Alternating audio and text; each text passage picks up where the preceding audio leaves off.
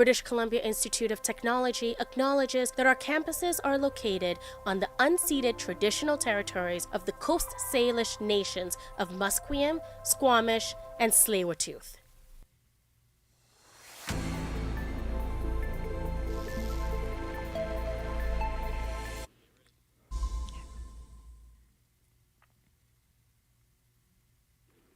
I'm Jeannie Lin, back with your afternoon newscast at 2:30. Manitoba police report that the bodies of a man and woman are found at Lac du Poney wildfire area. At a news conference, the police report that they were trapped at Wendigo Road and died from the injuries from the fire.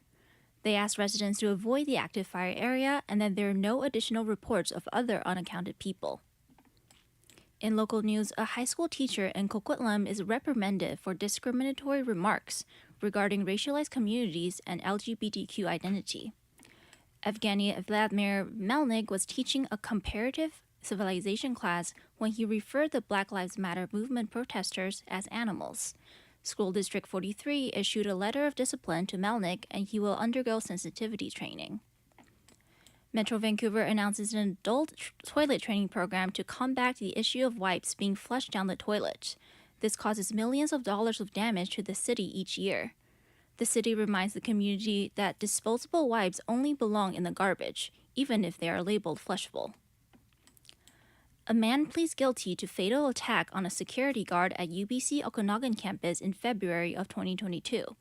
24-year-old Dante Okbene Hedmorn, who was working as a janitor at the university, pleads guilty to manslaughter at a Kelowna court. The victim was a 24-year-old Hermandeep Kaur who died from head trauma. A woman in Nanaimo fell out of her ankle harness while bungee jumping. The harness that was attached to her ankle slipped at the lowest point of the jump, and she plunged to 10 feet into the river below. While her ankles are bruised, her injuries are overall minor. BC Ferries announces its service plans for the summer.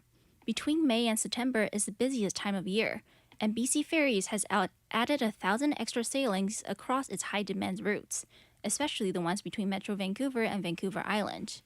The ferry service also doing major repairs on its aging fleet of 37 vessels. BC Ferries states that even with its strong plans, services will likely still be affected, but plans to update its features to give customers more accurate and real-time information. Updates on Finance Minister Champagne. Champagne says the Liberal government will not table a budget when Parliament returns in the upcoming weeks. But he says the government instead plans to put forward a fall economic statement, typically a much smaller package of fiscal measures that come later in the year. In a sequence that is logical. The first thing you do is the first step of this government is a middle class tax cut. That's the first thing. You start with that. Then you say, well, you need to have a throne speech to say what are the priorities of the government. And once you've done that, then you do an economic statement, which is going to be the fall economic statement. So, in Calgary, engineering company Etco Limited reports secession talks in Alberta is hurting the investment climate. Companies from overseas are having a hard time making big investment decisions in Alberta as questions roll around separation. We have had the short end of the stick on many occasions as a result of new regulations and legislation and rule of law.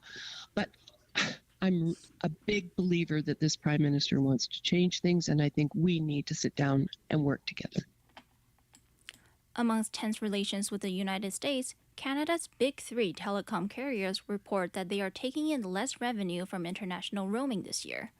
At a press conference held by TD Securities, Bell Chief Executive Micro Bibic reports that his company's roaming revenue is down to 10% in the first quarter and expects similar pace throughout the rest of the year. March in particular was hit, so it certainly hasn't grown, and people are not traveling as much, particular to the U.S. But we'll see in the summer. According to Statistics Canada, the number of Canadians returning home by car from the U.S. fell 35% in April, while return trips by air fell nearly 20%. The CRTC hearing, meant to implement an online streaming act to update broadcasting laws and define Canadian content, is delayed, as major streamers like Netflix, Paramount, and Apple drops off the schedule at the last minute. The streaming services are fighting the Canadian regulator in court over having to contribute money to Canada's broadcasting sector. Now, the streamers are effectively going to be represented by Motion Picture Association Canada. That group was supposed to appear today, but instead it's going to appear at the end of the day Friday, so they rescheduled. The hearing is expected to last 2 weeks. Negotiations between Canada Post and the Canadian Union of Postal Workers have been put on hold following an announcement of a possible strike. At this moment, the temporary pause will prepare proposals on each side in order to move the discussion forward. A report from Global UNICEF states that many Canadian kids are unhappy due to issues such as bullying and loneliness. The report shows that amongst 15-year-olds specifically, mental health challenges in social media play a big role. Inspired by historical roots in China, dragon boat racing originated in Hong Kong in the 1976 and has significant history in Vancouver. Our reporter Eden Chipperfield has more on the sports roots in the city.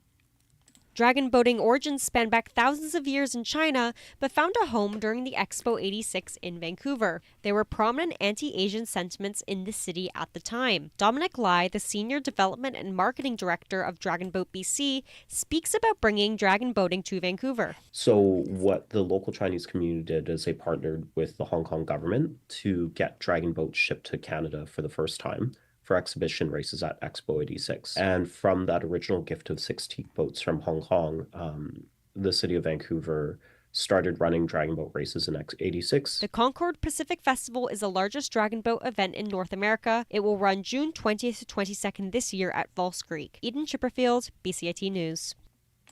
To talk more about this special event, our reporter Eden Chipperfield joins us in the studio today. Hi, Eden.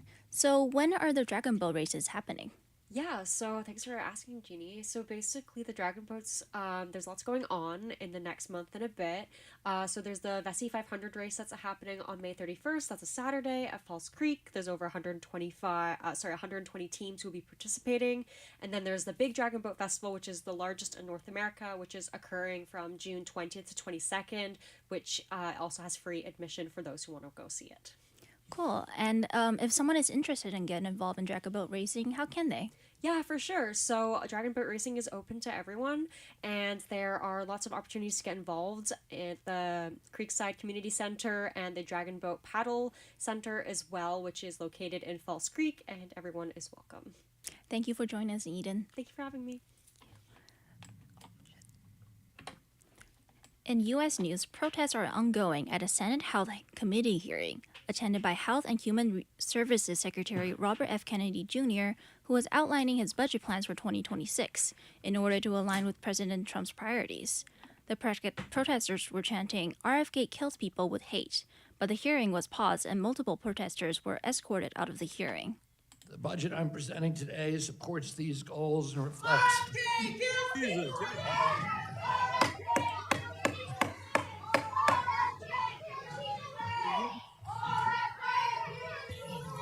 The witness will suspend. The committee will come to order.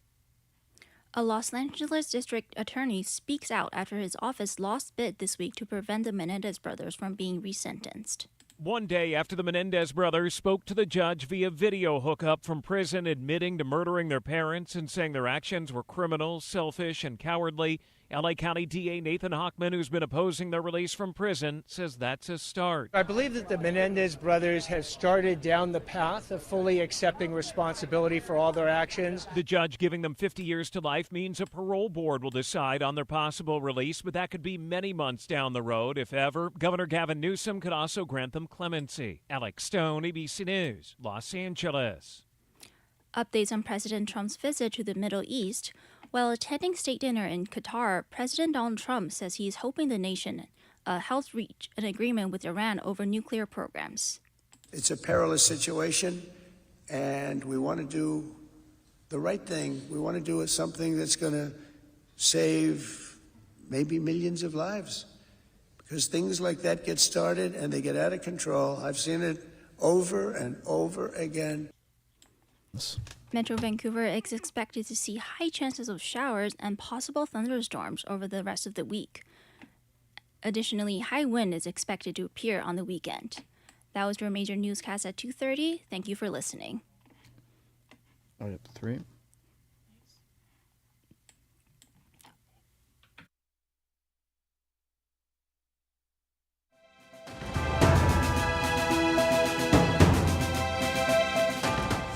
Stay tuned for more on BCIT's 1680 The Crow.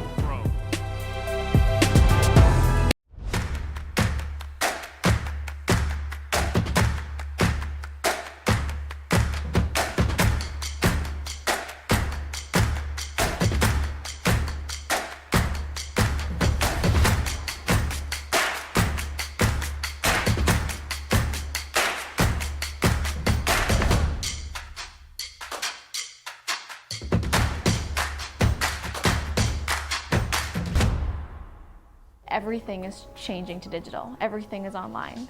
People aren't just waiting for the 6 o'clock news anymore. People want their news right now. They want to be able to go onto their smartphone, onto the internet, and see the news that they want to see. Vancouver is growing at, a really rapid rate, the Lower Mainland even, and with the tools that we're given here, we're able to cover all of that. Welcome to BCIT Magazine. I'm Radhika Sikki-King. In the program, they really leave it up to you. I mean, the help is there when you need it, figuring out how to use the programs like Premiere, Audition, and figuring out how to use the cameras. But it's up to you to sort of experiment and figure out what you can do when you go out in the field. They brought candles and flowers to remember the student who lost her life yesterday. Theresa May says the international community condemns Moscow. They really make sure that you know the basics and you are able to put out a quality product. I'm Brady Tretanero. And I'm Radhika Sikki-King. Thank you for tuning in to BCIT Magazine.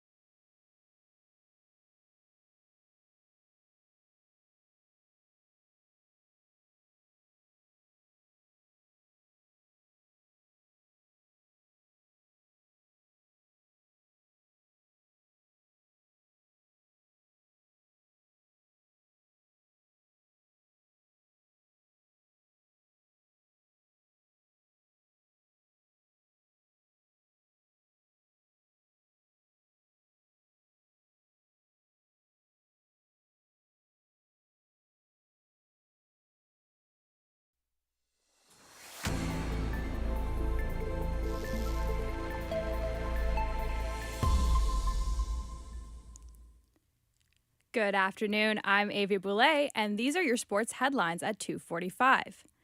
Big news for the Vancouver Canucks today. Adam Foote has been named the new Vancouver Canucks head coach. Foote served as the assistant coach during Rick Tocchet's reign on the team. Foote's name has been in the news before this signing. Adam Foote's son, Cal Foote, is on trial for alleged sexual assault on a woman that took place in London, Ontario in 2018. The trial is ongoing between the woman, Foote, and 4 other former Canadian World Junior players. The Vancouver Canucks are busy today. Tom Willander agreed to a 3-year entry-level deal with the Vancouver Canucks. Willander completed his second season with the Boston University Terriers as the defender, notching 2 goals and 24 points in 36 games. 3 years even. I think it's always about becoming a bit better every single day, but obviously we have a great team here, and I think aiming for anything under winning the Natties would be aiming too low. How about with The 20-year-old was selected 11th overall in the 2023 NHL draft by the Canucks. Transfers are happening all over the NHL. Former head coach of the Vancouver Canucks found a new home with the Philadelphia Flyers. Rick Tocchet has been named the 25th head coach in franchise history. Tocchet returns to the Flyers after being drafted by them in 1983 and spending 11 seasons with the team.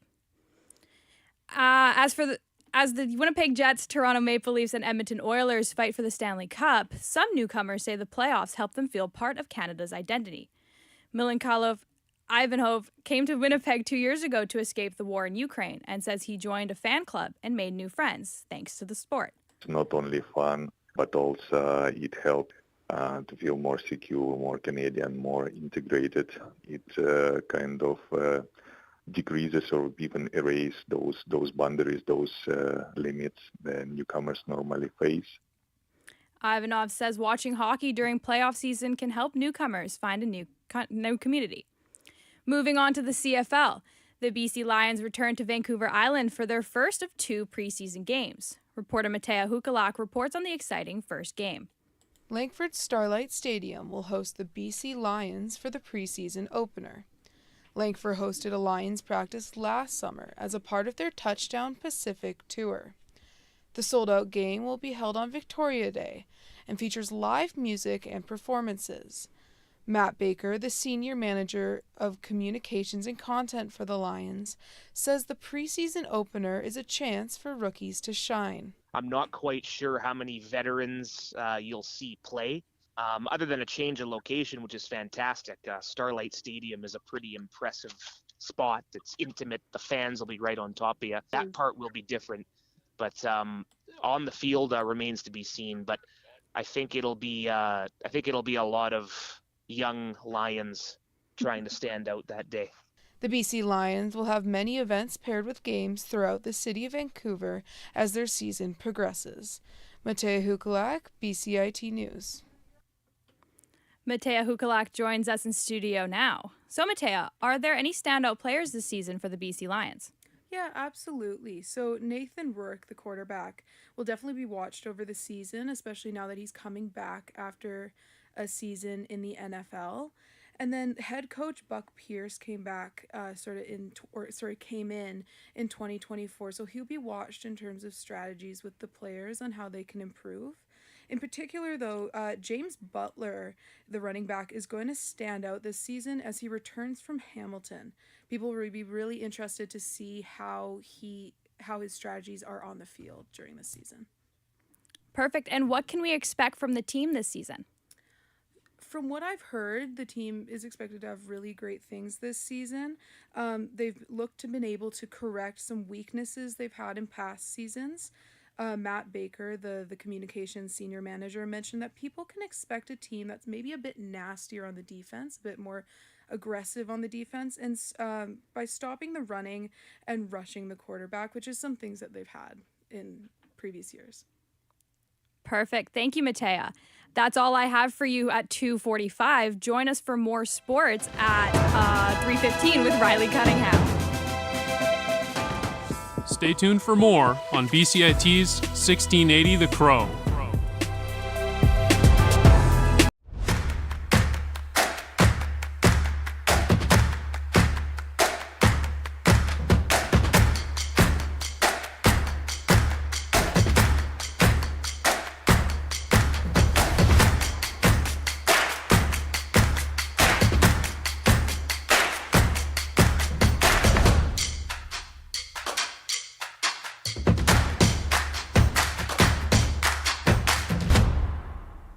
Everything is changing to digital. Everything is online. People aren't just waiting for the 6 o'clock news anymore. People want their news right now. They want to be able to go onto their smartphone, onto the internet, and see the news that they want to see. Vancouver is growing at, a really rapid rate, the lower mainland even, and with the tools that we're given here, we're able to cover all of that. Welcome to BCIT Magazine. I'm Radhika King. In the program, they really leave it up to you. I mean, the help is there when you need it, figuring out how to use the programs like Premiere, Audition, and figuring out how to use the cameras. But it's up to you to sort of experiment and figure out what you can do when you go out in the field. They brought candles and flowers to remember the student who lost her life yesterday. Theresa May says the international community condemns Moscow. They really make sure that you know the basics and you are able to put out a quality product. I'm Brady Tretanero. And I'm Radhika King. Thank you for tuning in to BCIT Magazine.